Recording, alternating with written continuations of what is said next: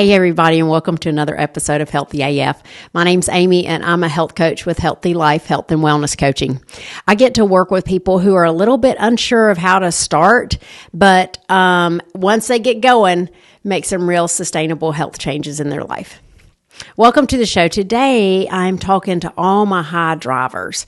Now, I know that we've just finished a little series on perfectionism and how to deal with that. And today we're going to start with a story. It's a story about me in the gym. That's where all my life lessons come from. I was thinking about that this morning, and there's really something special that happens in the gym. I get out of my head, and I get very clear, and then things seem to make sense. So this is what I discovered this week while I was in the gym. You know, after almost 18 years of doing CrossFit, I don't go in and break any records, right? There are a lot of movements that I either used to do well and don't do as well now. I don't go as fast. I don't lift as heavy. But rowing is not one of those movements. I'm a really good rower. And so we had rowing on the board for this workout, and I was really excited because I knew that I can really hold my own against some really stout athletes who are much younger and fitter than I am when you put me on a rower. But we also had mixed in with that workout a dumbbell farmer's walk. Now, for those of you who don't know what that means you put a dumbbell in each hand, you hold your hands down like you're carrying suitcases by your side, and you walk with those dumbbells. If you've never done one before, and particularly if you've never done one that's heavy, you won't know, but it will plumb burn up your forearms. So that grip strength is being built during those farmer carries, and also it's being burned out with those little muscles of the forearm that tend to, when they fatigue, they're just done for. So I was very excited to have a row and to have the farmer carry because I knew that my grip strength has been failing in the last couple of years, and grip strength has been correlated with mortality. So it was a great day at the gym.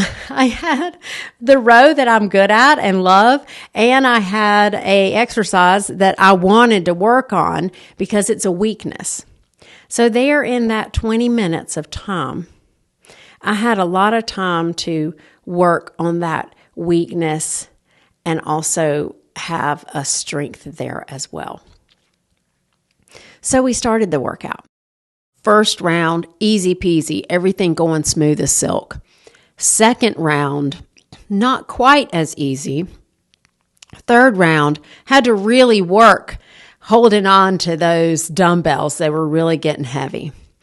And by the fourth round, I realized that when I finished my work on my weakness, the farmer carries, and I got back on the rower to grip the handle of the rower, all of a sudden I couldn't row. So I had to look to another strength, and I knew where it was. It was in my legs. So I just said to those sweet legs, I said, all right, legs, I'm going to need you to push extra hard on this rower because these arms aren't doing much right now. And that's how I finished my row. It was actually one of the strongest rows I had done in that 20-minute period. And I went on to finish that workout. And later when I was thinking about it, I was like,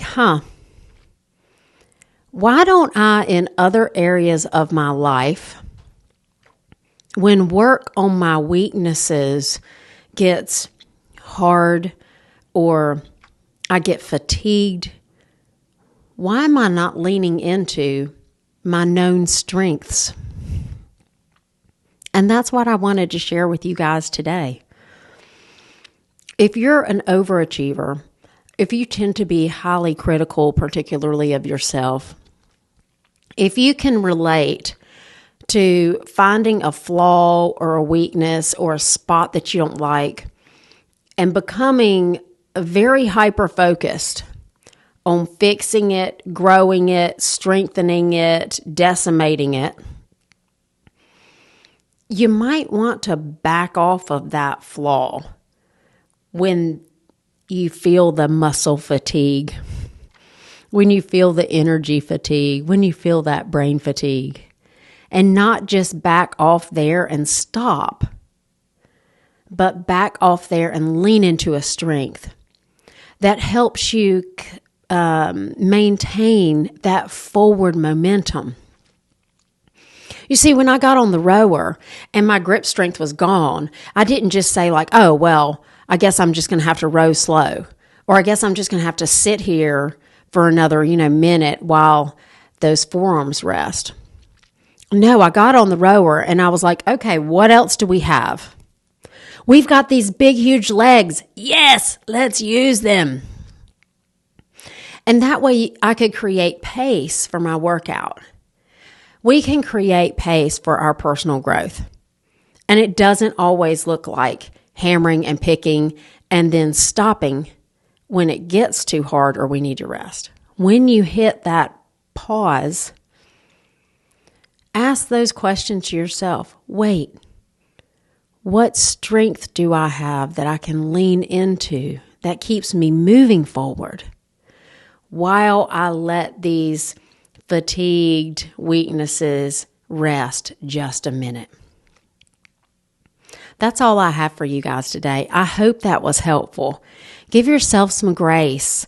Understand you've got both those weaknesses and so many strengths. Don't forget about those. Keep inching forward. You've got this and you're never alone. We'll see you next time on Healthy AF.